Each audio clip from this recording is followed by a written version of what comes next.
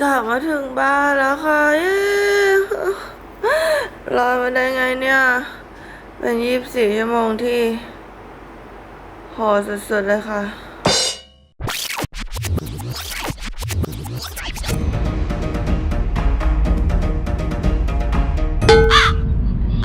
เราจะไปสถานีรถไฟเมื่อกี้นั่งออกมาได้แป๊บหนึ่งแล้วก็ลืมตั๋วรถไฟเขาบอกว่าลืมของเราไม่ต้องเลยตื่นนิดหน่อยเลยค่ะนี่มาถึงสนามบินแล้วนะคะรถไฟต้องไปเช็คอินที่ A7 หรือ B7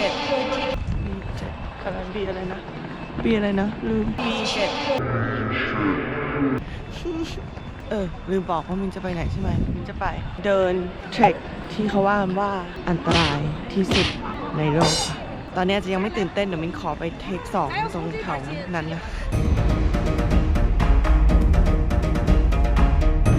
เฟรงฟรางนิดหน่อยเป็นขึ้นรถคนแปลกหน้าอีกแล้วนะคะ嗨嗨，你多大了？20岁。20岁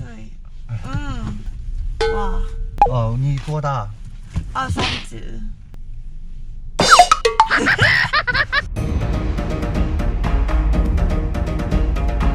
ได้ตั๋วมาแล้วนะคะก็มีตั๋วรถบัสตั๋วเข้าตั๋วเคเบิลคาร์ทั้งหมด340หยวน Restaurant do you have restaurant restaurant ชื่อ饭吃饭大厅里面里面也有谢谢นะภาษาจีนของฉันนะคะก็จะได้ประมาณนี้นะคะกินอิ่มแล้วตื่นแล้วพร้อมแล้วที่เราจะไปเวสต์พีคนะคะ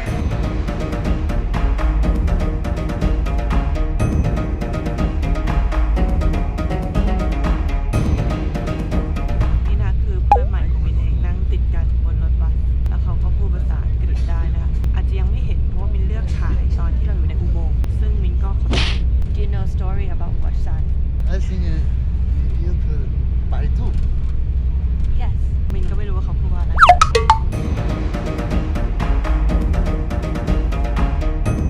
นี่คือทางขึ้น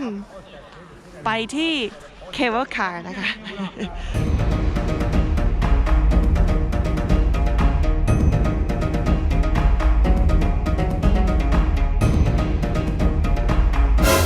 super scary oh my god ม้าหัวซานนะคะมีความสูงที่ 2,154 เมตรนะคะมีทั้งหมด5ยอดด้วยกันทางคือมีเคเบิลคาร์ให้เลือก2ที่นะคือ north แล้วก็ west นะคะถ้าไปทาง west ก็ดีกว่าคือเดินลงถ้าไปทาง north เดินขึ้นค่ะเป็นภูเขาที่มีความสูงชันมากที่สุดในโลกนะคะและข้างบนนะคะก็จะมีวัดมีอะไรอย่างนี้อยู่ด้วยค่ะเตย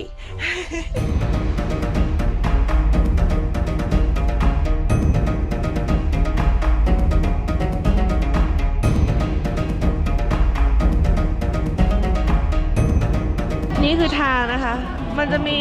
ทางเขาตรงกลางเหนือตะวันตกใต้แล้วก็ตะวันออกค่ะขาวไปหมดเลยนะคะสวยมากๆนึกว่าอากาศจะไม่ดีนะกลายเป็นสวยเฉยเลย很漂亮ตอนนี้นะคะเราจะเดินไปที่ South Peak นะคะจะเห็นว่าจะมีสิ่งเหล่านี้อยู่นะคะ อันนี้เขาบอกว่าสำหรับเป็น best wish สำหรับพ่อแม่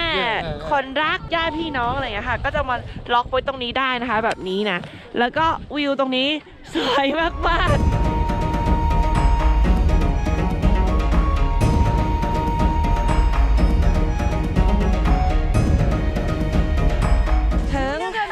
ที่สุดของหัวซานแล้ว South Peak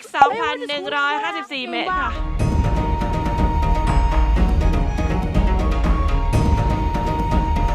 เดี๋ยวเราจะเดินไปที่ Plank Walk in the Sky แล้วค่ะซึ่งเป็นเส้นทางเดินที่เขาบอกว่าอันตรายที่สุดในโลกนะคะ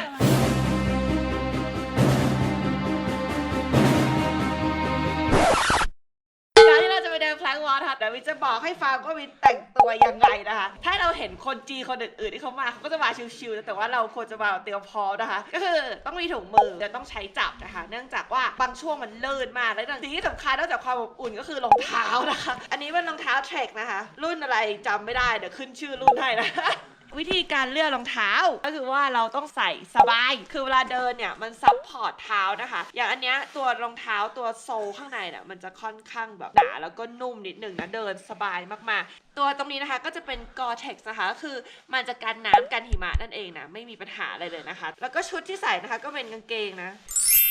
นี่นะคะอันนี้เสื้อกันน้ำนะเป็นไฮเวนนะคะเสื้อดาวนะคะเท่านี้เราก็พอสำหรับการมาเทรคที่นี่แล้วนะคะเดี๋ยวเราจะไปแพลงวอล์กกันเลย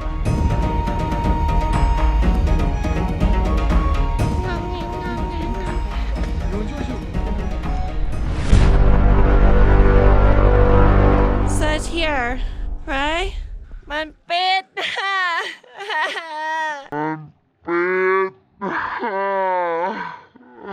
ฉันเหมือนคนไม่มีกำลังและหมดแรงที่ยืนจะลุกจะเดินไป นี่มาจากกรุงเทพเพื่อมาแพง Walk in the Sky บินมา4 ชั่วโมงต่อรถไฟนั่งเลยบัสมันผิดค่ะ อยากจะมองฟ้าที่ว่างเปล่า มันผิด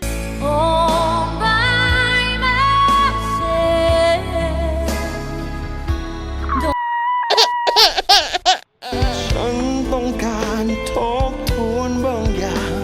อยากอยู่เงียบๆคนเดียว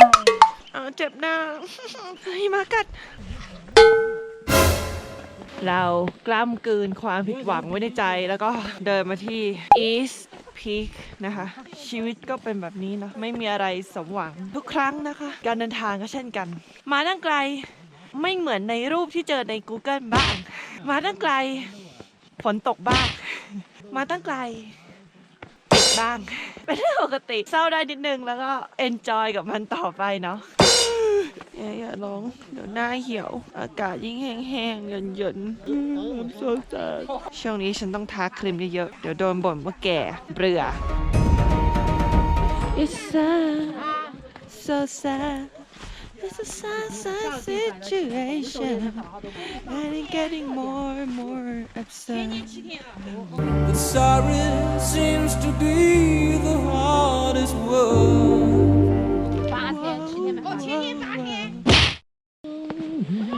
ขิงฉันอีก就好像我们两个没有过一样。 นี่คือการปลูกขิงที่แท้ทรูสินะ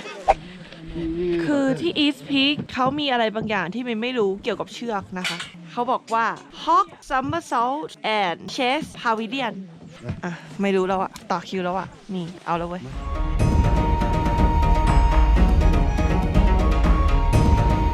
ฉันงง你走，转。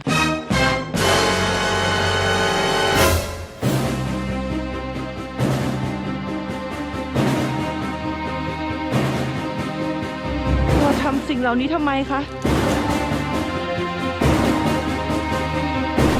สารหมดแล้วนะ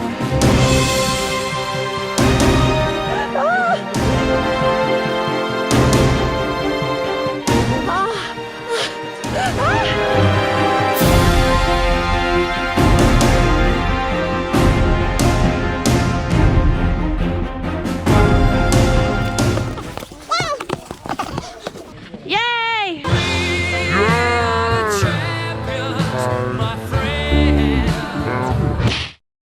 มือยังสั่นอยู่เลยนะคะคุณผู้ชมทำไม เดี๋ยวเราก็จะนั่งกระเช้ากลับลงไปแล้วค่ะ ที่นี่นะคะห้องน้ำแล้วก็ที่แบบกินอาหารเยอะนะ ก็ไม่ต้องห่วงนะคะ มาก็สบายๆส่วนคนข้างหลังก็ยังร้องเพลงไม่หยุดนะคะ ห้องน้ำรีวิวไหมล่ะ รีวิวห้องน้ำไหมล่ะ นี่นะจ๊ะเพลงโอ้กลิ่นแรงนิดนึงนะคะ ไปแล้วค่ะ อันเนี้ยเป็นเทรลที่มันง่ายแหละ คือมันเป็นทางแบบปูนหมดเลย แต่พอมันเข้าช่วงหิมะปุ๊บมันก็จะลื่นถูกไหม แล้วก็คนหลายคนมากๆ ใส่รองเท้าแบบอะไรก็ไม่รู้อะลื่นกันแบบโอ้โหอุตลุดนะคะ รองเท้าต้องมีปุ่มข้างล่าง เพื่อให้มันยึดเกาะไงถูกไหมอย่างเงี้ย จ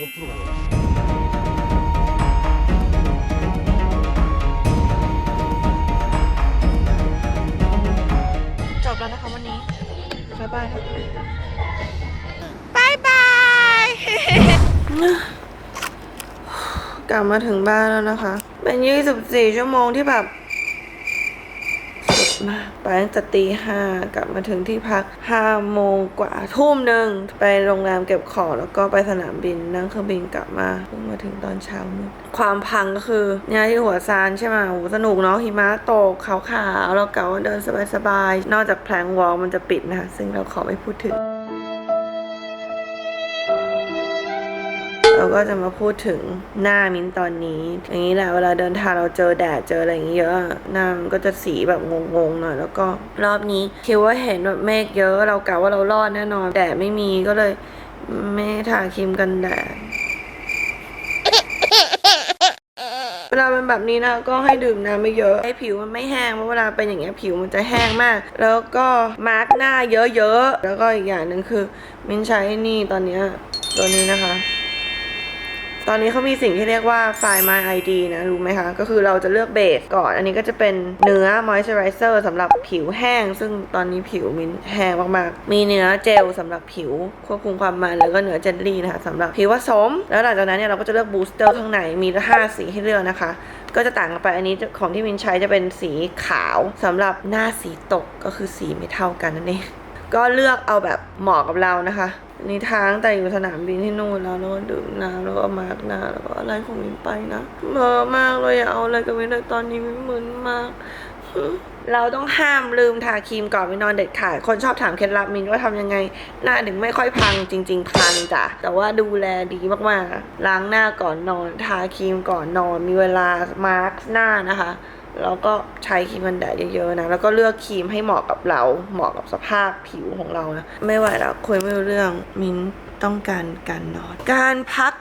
ผิวที่ดีที่สุดก็คือการนอกจากทาครีม ก็คือการนอนค่ะเกินไหนนะคะทุกคนอันนี้วันเดียว